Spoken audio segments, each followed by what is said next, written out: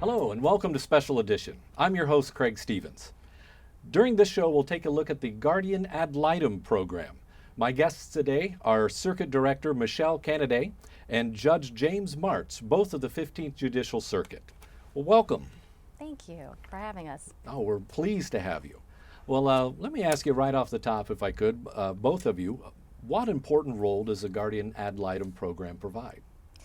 Well, the Guardian Ad Litem program here in Palm Beach County, we provide advocacy for kids. So kids who have been abused, abandoned, neglected, and are in foster care or in some sort of group care, we advocate for them. We have guardians that are volunteers that go out and meet with the kids, and they come to court and they talk to the judge about what they think is in the kid's best interest. Okay. And Judge Martz, I'm sure you're on the receiving end of hearing all of this stuff. For the Guardian Ad Litem, is it helpful to have Guardian Ad Litems come in and represent these kids? I don't think anybody could even measure how important it is for us as judges who have to be the trier of fact in cases of abuse, abandonment, and neglect, to have somebody whose sole responsibility is the best interest of the child.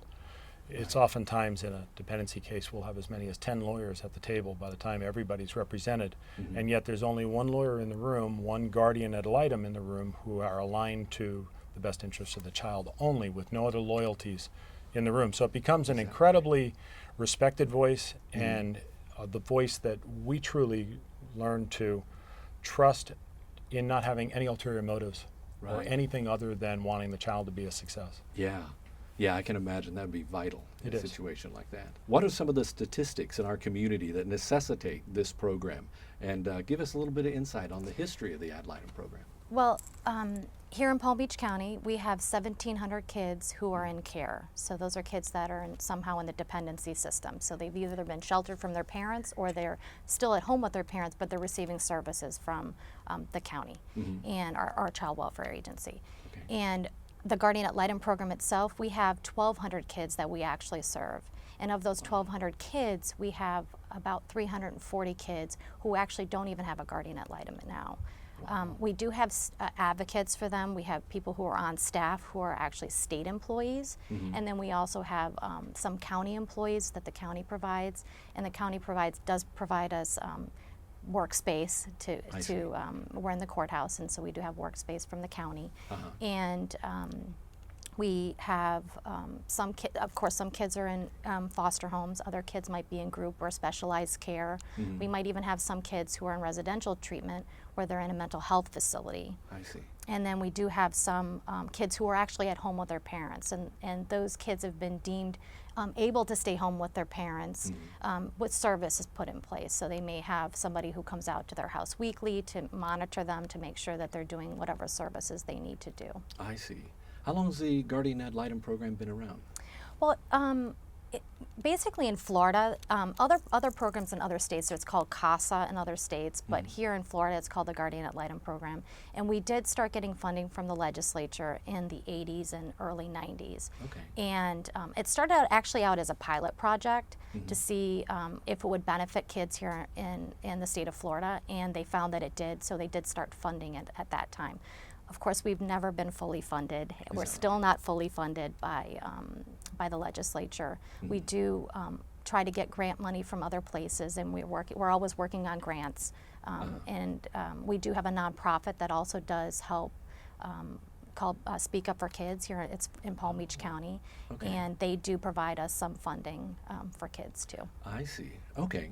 Well, that's good to know. How would a nonprofit, are they able to raise money for you then? Or? They are able to, of course, because we are actually a state agency. Right. They normally you can't fundraise, but the legislature allowed through statute to allow us to have a funding arm, which they do. Most of this stuff for kids is for proms and things like that, and for activities or.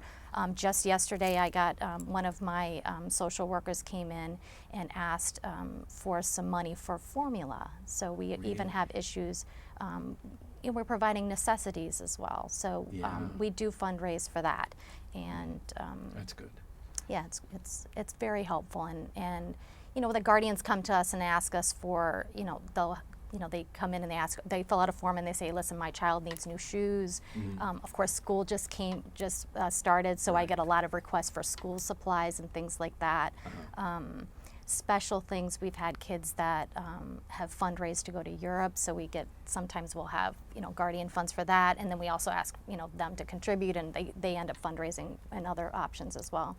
And so we do a lot for kids here in Palm Beach County. Yeah. We can always do more, but we do try to provide whatever they need. Yeah, that's terrific. That's something you don't hear a lot about, I think as a general public for the most part. So how's the program structured within the court system, and how does that work? We have statutory obligations for certain cases to assign a guardian ad litem depending on the circumstances that brought the case in. Okay. But for the most part, these are kids whose parents have been unable to put them in a safe and relatively successful environment. So as such, because they've been accused of some abandonment, neglect, or abuse, the system has stepped up, the Department of Children and Families has become involved. And what we usually find out in many of our serious cases are that this has gone on for a long time and gone unchecked. So we don't get a child who has been appropriately raised until that day that the Department of Children and Families stepped up. It's been going on for years, and oftentimes these kids have been at a loss for all of the basics that we generally assume go on in every child's life. So oftentimes the guardian ad litem becomes that voice, that presence that gets to provide the things like preparing a child for school, like Michelle said, preparing a child for peer interaction appropriately, preparing a child for the simple rules of society that you have to abide by to continue to get along. Yeah. Oftentimes they've been raised in environments that don't instill those same values and those same goals, and takes away from the child's likelihood of success in any type of an organized system. Yeah, so does the guardian ad litem then kind of have a role of helping to, not really to raise the child, but to counsel the child then on certain issues as well as represent They them in do. court? Our guardians are, these are volunteers. These are people who are in the community who have decided that they really want to make a difference in a child's life. So they may come, they come from all walks of life. Yeah. We have teachers, we have people in real estate, we have social workers, maybe retired social workers. We have lots of retired people who volunteer their time in all kinds of different aspects. And we have a huge diverse guardian pool of guardians that come and take cases. And we ask them to go meet with the children, and they're required to meet with them monthly. Okay. They can meet with them as much as they want, but they have to meet with them at least monthly. They get to talk to them, get to know them. They ask them about how their school is and if they're being well cared for wherever they're at, because they may be placed with a grandparent or they could be placed in a foster home. We want to make sure that that they're getting the best care that they can, and by doing that, they come back and they come to court and they let the court know if the child needs therapy. Maybe the child is having trouble in school and they need a tutor. So we have all kinds of mechanisms so that they can get those things fulfilled for the kids. Yeah. Imagine a child's world so upside down as to be taken from their parents. Right. Now in a system, oftentimes with strangers, where they're placed, not a relative, because oftentimes there aren't any, and they're now in a system where their whole world now, the only world they knew, which as much as we may know it was not a good environment, oftentimes the child doesn't know that. We've taken them out of that circumstance they were in, and now they have to have somebody that they can develop a trust and a bond with who can speak for them, because imagine on top of all of those trauma, to be brought in now to talk about it in front of your parents, the things that went wrong in your life or weren't going, you may not have even known, but now are being asked to expound on all the things in your life that have led to this moment in time where you no longer can live with your parent or parents. Yeah. So having a trusted person who is a confidant, who is someone that has nobody's other interests at heart but yours, is something that's very foreign to a lot of these kids. Yeah, I would imagine. Yeah, that would be difficult, and I don't often think about that fact that child is having to discuss this in front of an open court, in front of their parents. Yeah, that has to be painful. Now, there are certain safeguards that we can employ, like doing an in-camera proceeding where the child can be in a separate room. But oftentimes we bring the guardian ad litem with us to sit in there with the child, to give the child comfort and have some confidence that this is not going to be a confrontational or an arduous process. It's merely hearing the child's side of what's going on in their life. Yeah. Boy, that's terrific. Now, what are some of the examples of a typical court proceeding where the guardian would representative would be involved? Well, our guardians do come to court hearings, so we have different court hearings, from shelter hearings and adjudication hearings and trials. The guardian, we try to assign a guardian as soon as possible, so as soon as a case comes in at shelter, sometimes we can get a guardian assigned immediately, and they may even participate in a mediation or the entire group would get together. That would be all Department of Children and Families and Children's Legal Service and Foster Children's Project, the Guardian Program, and then the defense attorneys and parents. They may all be at the same room, and we can sit down and discuss what things the parents might need to do to get their children back. So they do participate in that, and then they do participate in any court hearings that are going on. They are a party. They get to come to court and do that. They do make a huge difference when we're required by statute to have judicial reviews every 6 months, and we do ask the guardians come to those hearings as much as possible. They do file reports, easily done, the reports, and just to let the court know what's going on, if there's anything that the child needs, if the child wants particular things, or just to express their opinion, because sometimes kids don't feel comfortable in court, and they want to have whoever their guardian is to let the judges know exactly what it is that they want or what they need, and they will come in and testify during those hearings, and those are a little bit less formal hearings. I see. A lot of times it's celebrating the success of the child. The child's making progress in the situation the child's been placed in, and a lot of it due to the guardian litem or the other services that we've deployed in the kid's life. And then the guardian litem gets to be the one to come in and say, let me tell you about the grades this child's getting. Let me tell you about the attendance this child's got at school. Let me tell you about the friends that this child has made and what they're doing in the community, or their sports achievements. All those things that are real positive things that build self-esteem in a child that oftentimes the child didn't hear before they had this person standing up in this very important room speaking about their accomplishments. It's a great motivator. Yeah, absolutely. Some positive reinforcement, and maybe for the first time. Sure. Wow. Yeah. Now, what kind of legal preparation or training is there for guardians? So our guardians, once they apply, they can apply online, and once they apply, we interview them. We have to run background checks on everybody that works with children, and we do have a program. It's 30 hours. Some of it's online, and then some of it's in the classroom. And when you come to class, I teach part of the class, so you will see me. And I explain how the Guardian program works, what's expected of them. And then once they complete that 30 hours of training, they also have to do a mentoring portion of it. So they have a guardian at Litem who's a mentor to them. So they're able to go with them maybe on their first visit to see the child, so that it's not so frightening for the person who's the guardian at Litem. And I'll tell you, as a former guardian at Litem, years ago, that is a scary situation when you're going in and you're meeting a child and you're like, what do I say to this child? So we go over all of those things, and we go over what's expected of them, and what happens when there's a problem or they need help or they're unsure about something, what things that they should do, and they'll have mentors that will also help them. It's actually better, I think, now than it was 20 years ago when I did it. Yeah, so it sounds like someone coming in to volunteer would they feel get very lots of confident. training, and and then they also get continuing education training. So every month we usually have 1 or 2 classes that they can take. We try to send some at night, so that people who work, because we do have a lot of people who work who do volunteer, and so they complete 12 hours of continuing education every year as well. Excellent, great.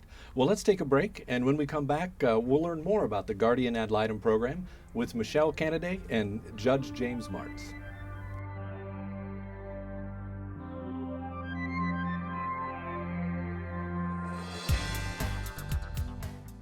I am for the child who's had 7 addresses in a single year, because she's in foster care, because her father abused her, and her mother couldn't believe her. She is the child I am for. I am a volunteer child advocate. I am you. I am for the child who lives in motels, cars, and shelters, now in foster care, a group home, where he sleeps not on a bed, but on a temporary cot. He is the child I am for. I am a volunteer child advocate. I am you. Get involved in the Guardian Ad Litem program at galpbc.org. Welcome back to Special Edition. My guests today are Circuit Director Michelle Canaday and Judge James Martz, both of the 15th Judicial Circuit. Welcome back. Thank you. Well, for our viewers who just may be tuning in now, we're discussing the Palm Beach County Guardian Ad Litem program. And can you just kind of summarize the role of a Guardian Ad Litem? Sure. The Guardian Ad Litem is a volunteer who advocates for kids who are in the dependency system. Those are kids who are in foster care, so kids who have been abused, abandoned, neglected by their parents. They come to court, and a Guardian Ad Litem is appointed by the judge. Okay. Terrific. Now, can you tell us a little bit about some recent success stories of Guardian Ad Litem's involvement? Sure. We have different activities that we get the guardians involved with their kids, and one of the things is during the holiday times we actually have toy drives to give to kids in foster care. And this year we actually put together a book on different experiences that guardians have so that we can promote, that they've done really good, that they do make a difference in children's lives. And so at this party that we had, I was talking to one of our guardians, and I was asking him, and could you please submit a story about what what your experience has been as a guardian, and he said, and how you've made a difference in a child's life. And he said, well, I don't really know that I'd made that much of a difference. My little guy's like 4 years old, and I really don't know that I've really made a difference. I said, well, tell me about, what you've been doing with him. And he says, well, he goes, like the last time I went to the daycare to see him, and I had a hard time because he's 4 and he really doesn't, he's not really active with me, and I have to try to get him to talk to me and stuff. And he says, the last time I was there, he was down at the end of the hallway, and he saw me at the end of the hallway, and he started running towards me, he's yelling my name, and he came and gave me a big hug, and I'm like, but you made a huge difference. You're making a difference in that child's life. And the little things, people don't realize how much, how one person can make such a difference in a child's life.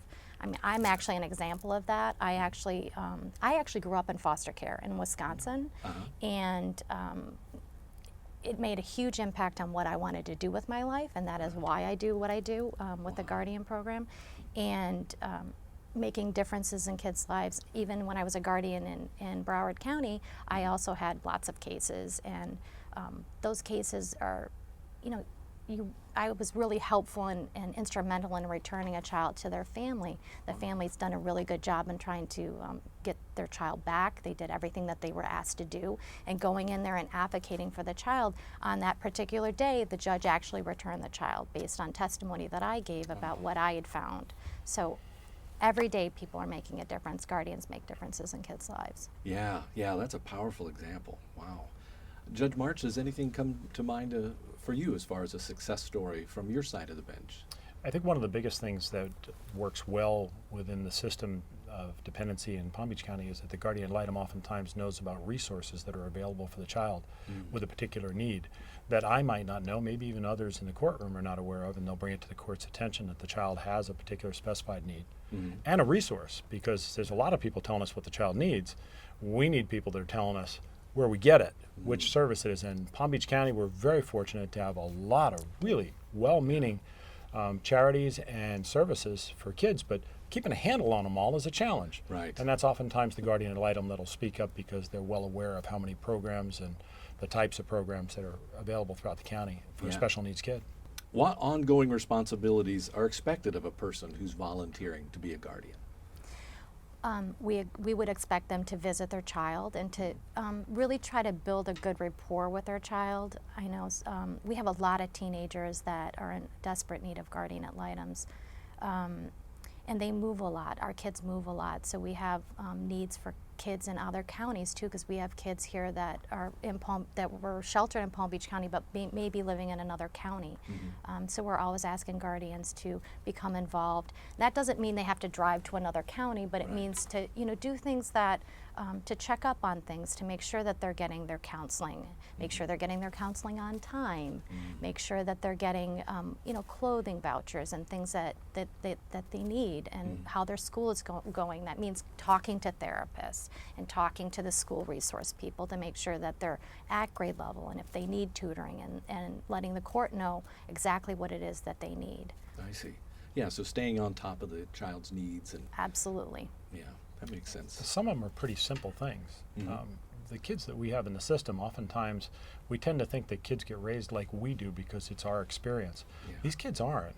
Right. These kids oftentimes come in, and sometimes a guardian ad litem just coming out with maybe a hamburger, coming out just to sit down and talk to them, to read to a young child for a little bit and know that they're coming back again, something to look forward to. I see. In some kids' lives, that's the best they've had. Right. So that's that one trusted person who they know is going to be a brief respite from the chaos, the drama, the confusion, the things that are going on in that child's life. Yeah. And that guardian gets to come in and tell us how well that child's receiving that attention, Yeah. what's working and what's not, what we need more of, so they can point us in a direction as a court to try and help with that child's continued progress and success. Yeah.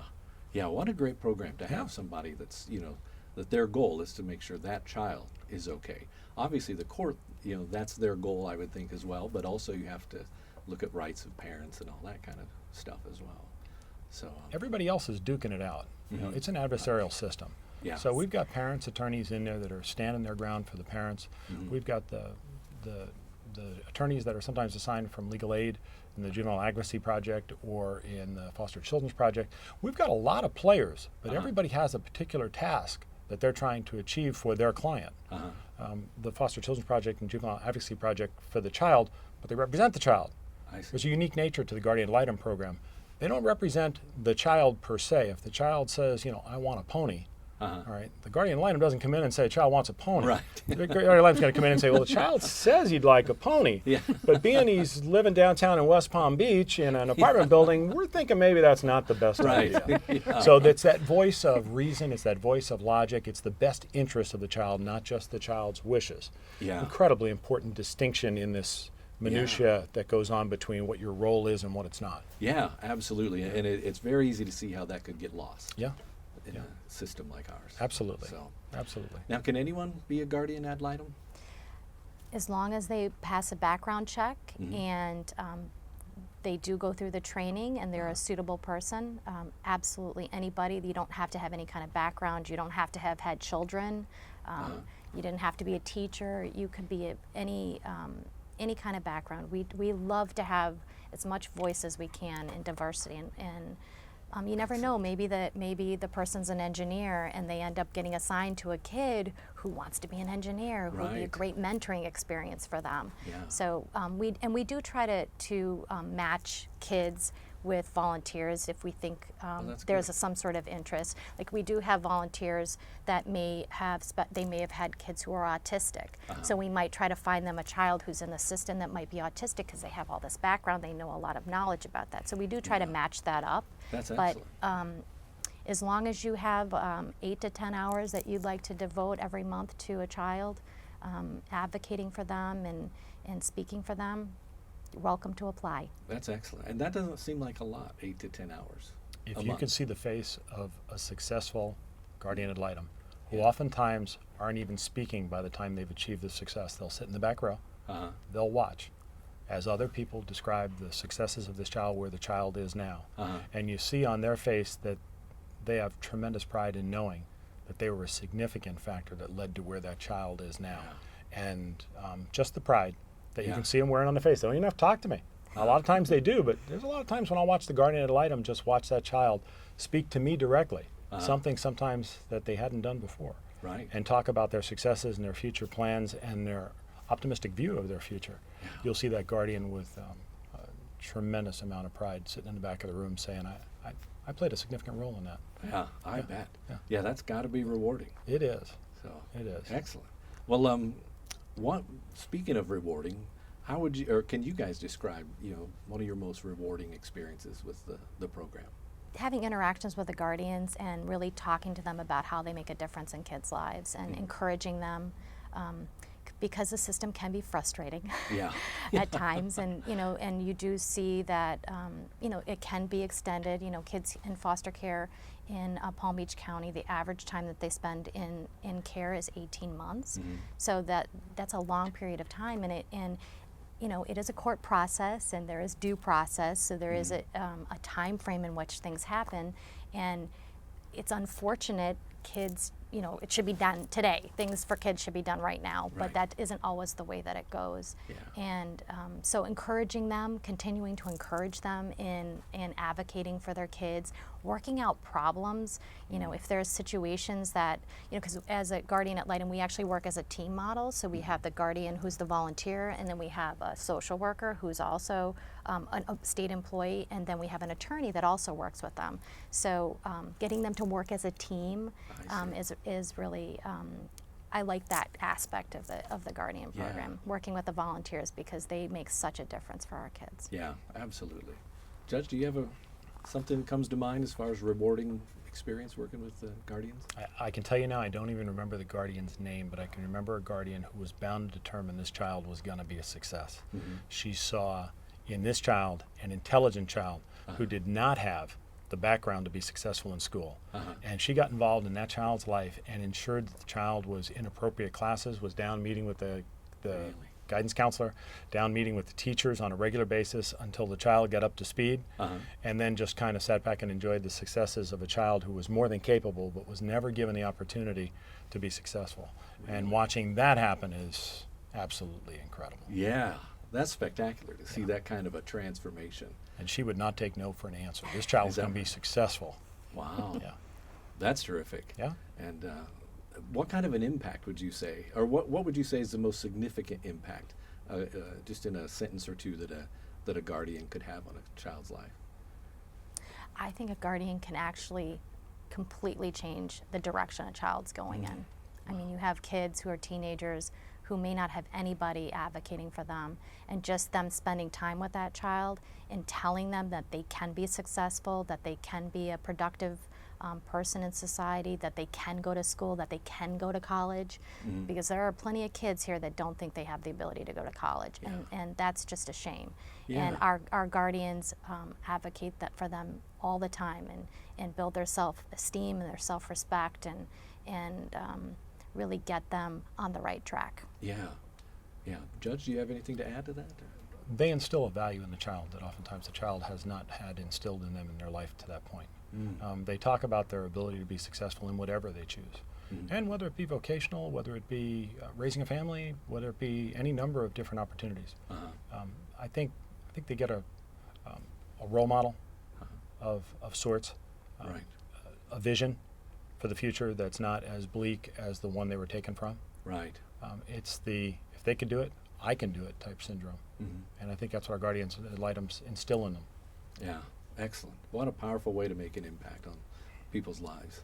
For folks around who are listening and might want more information about how to be involved with this program, where can they find information on the They can Guardian go to our program? Guardian website, which is galpbc.org, and they can call 355-6224 Okay. and talk to somebody in our recruiting department, and they'll give them all the information that they need to apply to be a guardian at Litem. And if they just want information, they can do that. We also have Speak Up for Kids at speakupforkids.org. That also is our nonprofit that that uses funds for the Guardian Litem program. Excellent. Well, thank you very much for being with us. Thank you for having us. Our pleasure. Our pleasure. Well, my guests today were Circuit Director Michelle Canaday and Judge James Martz, both of the 15th Judicial Court. And we've been talking about the Guardian Ad Litem program. And I hope you'll check out that website and get more information.